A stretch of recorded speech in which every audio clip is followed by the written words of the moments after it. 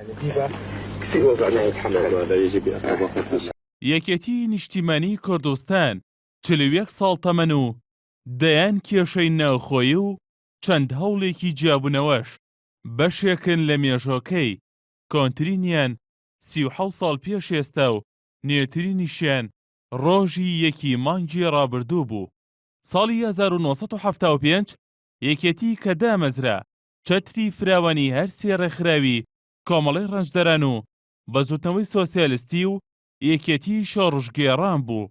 واتە لە سەرەتای دامەزراندنیەوە یەکێتی لەسەر بنەمای سێ باڵ دامەزراوە، بەڵام هەموویان لە چوارچێوەی سیاسەتی یەکێتیدا و لە ژێر ئاڵایە و حیزبەدا کاریان دەکرد.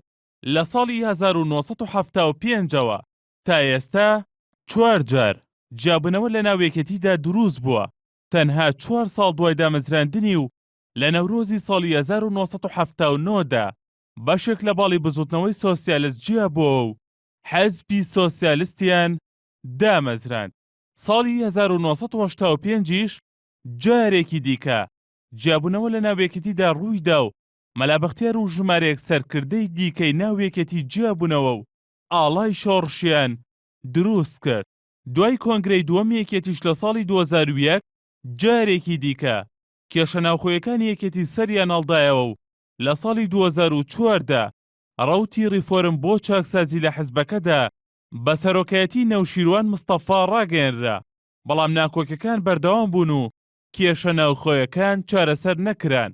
ساڵی 2006 و دوای هەڵبژاردنە ناوخۆیەکان نەوشیروان مستەفا دەستی لە کار کێشایەوە و ساڵی 2008 ڕەوتێکی دیکە بە ناوی ڕەوتی گۆڕینی دیموکراسی ڕاک لە یەکێتی جیابووە و ساڵی 2009 جیابوونەوەی چوارەم ڕوویدا و بزوتنەوەی گۆڕان ڕاگەیەندرا. کاک نەوشیروان هات منی جیا کردەوە، گوتی مام جەلال پێ دوایە من تۆم خۆش لێوە، گوتم ئاخ. کێشە ناوخۆیەکانی ئەم جارە یەکێتیش دوای دوورکەوتنەوەی تاڵەبانی لە مەیدانی سیاسی زیاتر دەرکەوتن.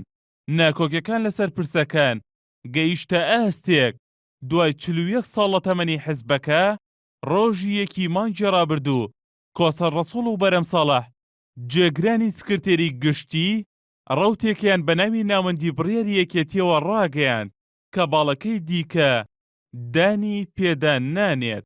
هونەر ئەحسان، NRT